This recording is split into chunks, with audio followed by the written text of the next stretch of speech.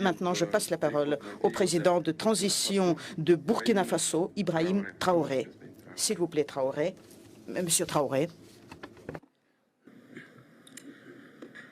Camarade président Vladimir Poutine, camarade président chef d'État africain, camarade chef de délégation, bonjour. C'est un honneur pour moi ce matin donc de prendre la parole ici et de vous passer donc le salut fraternel du peuple du pays des hommes intègres. C'est aussi le lieu pour moi, avant tout propos, de rendre grâce à Dieu, Dieu Tout-Puissant qui nous a permis de nous réunir ici ce matin en bonne santé pour parler de l'avenir et du bien-être donc de nos peuples. Je m'en vais m'excuser auprès des anciens que je pourrais vexer dans mes propos à venir. Africanité oblige, les droits d'aînesse, je me dois de m'excuser. Camarades, j'ai quelques questions donc de ma génération, mille et une questions qu'on se pose. Mais nous n'avons pas de réponse. Et il se trouve qu'ici, nous pouvons laver donc notre linge sale parce qu'on se sent en famille. On se sent en famille en ce sens que la Russie est une famille aussi pour l'Afrique. C'est une famille parce que nous avons la même histoire. La Russie a consenti d'énormes sacrifices pour libérer le monde du nazisme pendant la Seconde Guerre mondiale. Les peuples africains, nos grands-pères, ont été déportés de force aussi pour aider l'Europe à se débarrasser du nazisme.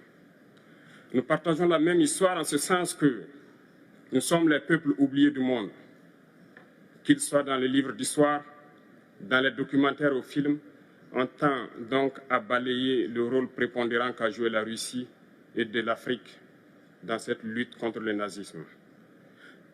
Nous sommes ensemble parce que, actuellement, nous sommes là pour parler de l'avenir de nos peuples, de ce qui va advenir demain, de ce monde libre auquel nous aspirons, de ce monde sans ingérence dans nos affaires internes.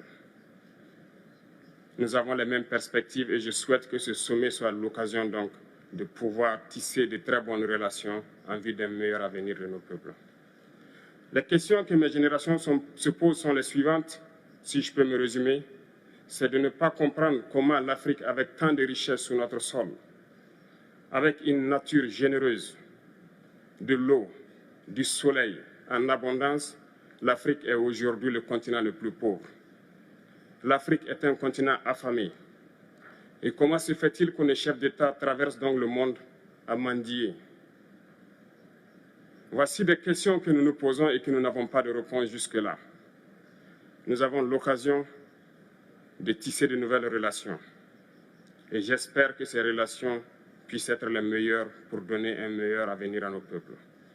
Ma génération me charge aussi de dire que, par ce fait de pauvreté, ils sont obligés de traverser l'océan pour essayer de rallier l'Europe. Ils meurent dans l'océan. Mais que prochainement, ils n'iront pas traverser parce qu'ils viendront devant nos palais pour chercher leur pitance quotidienne. Pour ce qui concerne le Burkina Faso, aujourd'hui, nous sommes confrontés depuis plus de 8 ans à la forme de manifestation la plus barbare, la plus violente du néocolonialisme, de l'impérialisme. L'esclavage qu'on tend encore à nous imposer. Nos dévanciers nous ont bien appris une chose. L'esclave qui n'est pas capable d'assumer sa révolte ne mérite pas que l'on s'apitoie sur son sort. Nous ne nous apitoyons pas sur nos sorts, on ne demande pas que quelqu'un s'apitoie sur notre sort.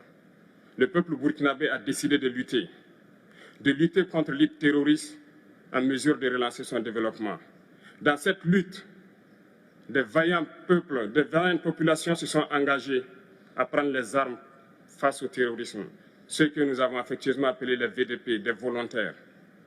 Nous sommes surpris de voir les impérialistes traiter ces VDP de milices et de tout type. C'est décevant, parce qu'en Europe, lorsque des peuples prennent les armes pour défendre leur patrie, on les traite de patriotes. Nos grands-pères ont été déportés pour sauver l'Europe. Ce n'était pas avec leur consentement, contre leur gré. Et bien au retour, on se rappelle bien qu'à Tiaroy, lorsqu'ils ont voulu revendiquer leurs droits élémentaires, ils ont été massacrés. Cela ne fait rien donc. Lorsque nous, peuple, nous décidons de nous défendre, on nous traite de milices. Mais là n'est pas le problème. Ce qui est le problème, c'est de voir des chefs d'État africains qui n'apportent rien à ces peuples qui se battent, mais qui chantent la même chose que les impérialistes en nous traitant de milices, en nous traitant donc d'hommes qui ne respectent pas les droits de l'homme. De quels droits de l'homme parle-t-on? Nous nous offusquons contre cela et c'est honteux. Il faut que nous, chefs d'État africains, nous arrêtons de nous comporter donc en marionnettes qui dansent à chaque fois que les impérialistes tirent sur les ficelles. Hier, le président Vladimir Poutine a annoncé donc l'envoi de céréales en Afrique. Nous sommes bien contents. Nous lui disons merci pour cela. Mais aussi, c'est un message passé à nous, chefs d'État africains, parce qu'au prochain forum, nous ne devrons pas venir ici sans avoir assuré, pour ceux qui ne connaissent pas la guerre, l'autosuffisance alimentaire de nos peuples. Nous devons prendre l'expérience de ceux qui ont pu déjà atteindre cela en Afrique, tisser de bonnes relations ici et tisser de meilleures relations avec la Fédération de Russie pour pouvoir assouvir les besoins de nos populations. Je ne serai pas peut-être long, le temps imparti est très court. Nous sommes obligés de nous arrêter à un moment donné. Mais je voudrais terminer en disant que nous devons donc rendre hommage à nos peuples qui se battent. Gloire à nos peuples, dignité à nos peuples, victoire à nos peuples. La patrie ou la mort, nous vaincrons. Merci, camarades.